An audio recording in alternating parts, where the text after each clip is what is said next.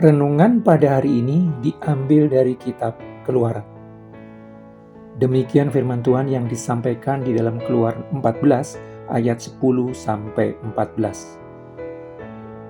Ketika Fir'aun telah dekat, orang Israel menoleh, maka tampaklah orang Mesir bergerak menyusul mereka. Lalu sangat ketakutanlah orang Israel dan mereka berseru-seru kepada Tuhan. Dan mereka berkata kepada Musa, "Apakah karena tidak ada kuburan di Mesir, maka engkau membawa kami untuk mati di padang gurun ini? Apakah yang kau perbuat ini terhadap kami dengan membawa kami keluar dari Mesir? Bukankah ini telah kami katakan kepadamu di Mesir, janganlah mengganggu kami dan biarlah kami bekerja pada orang Mesir? Sebab lebih baik bagi kami untuk bekerja pada orang Mesir daripada mati di padang gurun ini." Tetapi berkatalah Musa kepada bangsa itu, "Janganlah takut, berdirilah tetap dan lihatlah keselamatan dari Tuhan yang akan diberikannya hari ini kepadamu, sebab orang Mesir yang kamu lihat hari ini tidak akan kamu lihat lagi untuk selama-lamanya. Tuhan akan berperang untuk kamu dan kamu akan diam saja."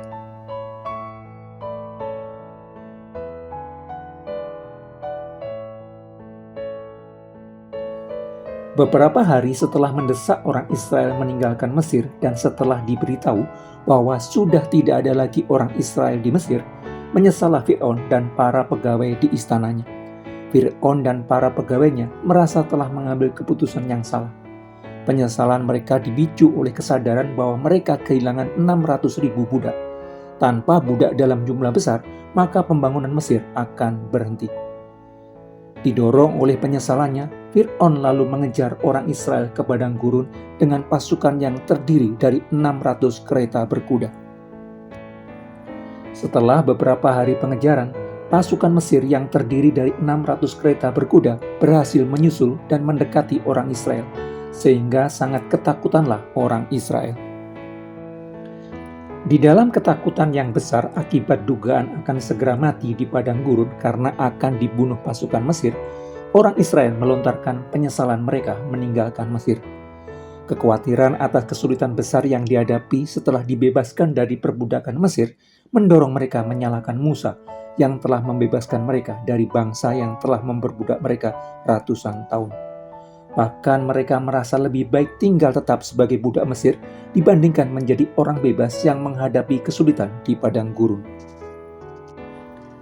Selain menghasilkan penderitaan, perbudakan juga menciptakan kebiasaan. Orang menjadi terbiasa di dalam suatu pola kerja dan pola hidup tertentu yang diatur oleh pihak yang memperbudak. Pola kerja dan pola hidup yang telah dibiasakan akan menciptakan zona nyaman tersendiri. Ketika orang dibawa keluar dari wilayah nyaman hasil dari pembiasaan dan masuk dalam situasi yang sangat berbeda, orang merasa terancam. Perasaan terancam itulah yang menghasilkan penyesalan karena merasa telah mengambil keputusan yang salah. Penyesalan tersebut yang menarik orang ingin kembali ke masa lalu. Demikian pula dengan orang yang bertahun-tahun hidup di dalam cengkeraman dosa, ketika Tuhan memberikan anugerah kehidupan dan memimpin ke wilayah kekudusan hidup, lalu mengalami situasi sulit akibat meninggalkan pola hidup lama yang dikuasai dosa, orang seringkali merasa tidak nyaman berada di wilayah hidup yang baru. Ketidaknyamanan itu menghasilkan penyesalan telah meninggalkan kenyamanan hidup jasmani di masa lalu. Kuasa dosa tidak melepaskan orang percaya begitu saja dan akan selalu berusaha menarik kembali kepada cengkramannya. Rasul Paulus menyadari tentang kuasa dosa yang selalu menariknya kembali ketika dia mengatakan, "Sebab bukan apa yang aku kehendaki, yaitu yang baik yang aku perbuat, melainkan apa yang tidak aku kehendaki, yaitu yang jahat yang aku perbuat.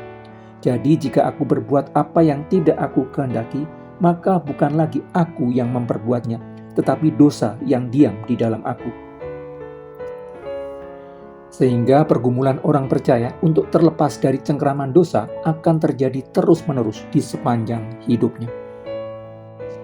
Pada saat orang Israel tersudut, berada di antara pasukan Mesir dengan laut yang menghalangi mereka untuk terus berjalan, ketakutan yang besar menguasai mereka.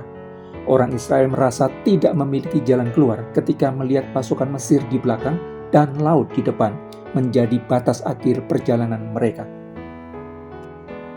Di tengah kepanikan dan ketakutan besar itu, Tuhan menenangkan mereka dengan mengatakan supaya mereka jangan takut dan tetap berdiri di jalannya.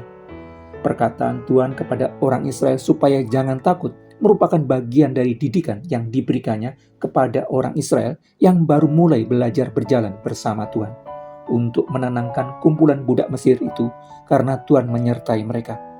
Perkataan Tuhan untuk tetap berdiri di jalannya merupakan bagian dari didikan yang diberikannya supaya anak keturunan Yakub itu tetap berada di jalan menuju tanah yang dijanjikannya kepada Abraham, Ishak, dan Yakub.